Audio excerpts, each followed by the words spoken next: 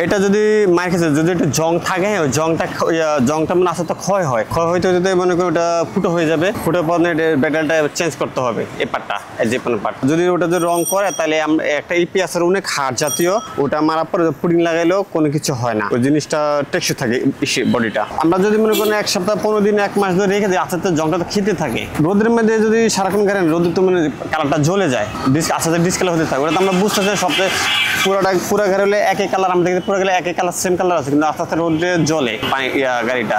বেশিরভাগ যে করসগুলি বা একটু দেখা যায়, কিন্তু অনেকগুলি পুরো পাটটা যদি মনে করেন অনেক মার খেয়ে গেলে মনে করি এটা তো ডেনিং করে উঠাতে গেলে পরে এটা যদি 100 করতে চায় এটা 100 হবে না, পুরোটা মার খাইছে, জিনিসটা ঢুকে গেছে গা। তো এটা একটু 19-20 থাকবে। আমরা স্টিল ঘষে আগে এই পেঁয়াজটা মারার পরে হাডনার পুডিং আছে, হাডনার পুডিং লাগানোর পরে লাগাই তারপর শুকাতে হয়, শুকানো একটু হাটকে শুকাইলে ওটা কাটতে হয়, কেটে পরে ঘন্টা 2 পরে আস্তর মারতে, একটা আস্তর আছে দামি আস্তর, ওটা মারার পরে শুকায় তারপরে একটা আছে পাতলা করে একটা পুডিং আছে ডুকু পুডিং, যেন ওই যে নিচে আমরা যে পেপার দিয়ে কাছে পেপারের দাগটা যেন না ভাইসে ওঠে, এই কারণে পুডিংটা লাগানো হয়। তারপরে এটা টুকে আস্তর আছে মেয়েরাত একদিন শুকানোর পরে ওটা চাইপা রাব দিয়া 1 কট ফালাই দিয়া পাতলা হয়ে যায়, তেল হয়ে যায়, তেলের পরে ওটা উপরে ফিনিশিং 10 দিন 15 দিন সময় লেগে যায়।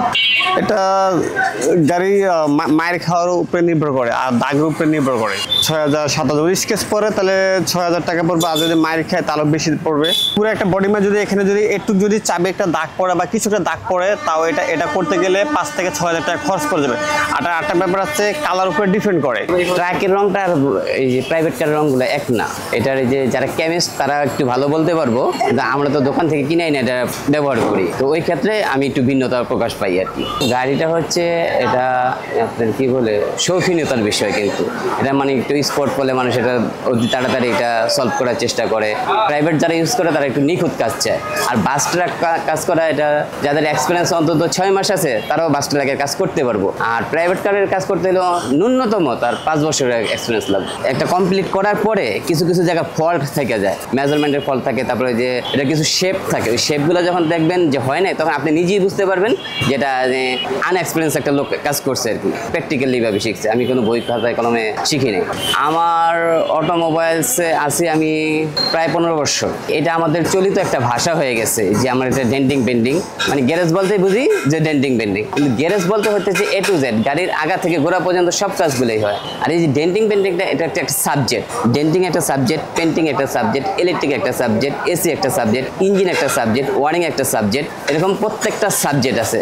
আর মানুষ এক কথায় বলে ফেলে ডেন্টিং পেন্টিং। সব কালার তো একই প্রাইসের না, সব কালারের লিটার একরকম না, এক একটা কালারের এক একটা লিটার। যেমন আপনি দেখতেছেন একটা সাদা কালার, সাদার মধ্যে একটা পাল হয়ে গেলে এটার অবশ্যই কস্টিং খরচ বেশি, তখন এটার প্রাইস একটু বেশি হইব। বিভিন্ন কালার ডিফারেন্স হয়তো বা 500 টাকা ডিফারেন্স হইব। যেমন একটা কমন কালারের মধ্যে যে ধরেন 2500 বা 3000, তো একটু আনকমন কালারের মধ্যে গেলে বা একটু দামি কালারের মধ্যে গেলে 500 প্লাস হইব। এটা ধরেন একটা পার্টের জন্য, যে কোনো একটা পার্ট, ধরেন একটা ডোর, একটা মাডগার্ড, এরকম কিছু।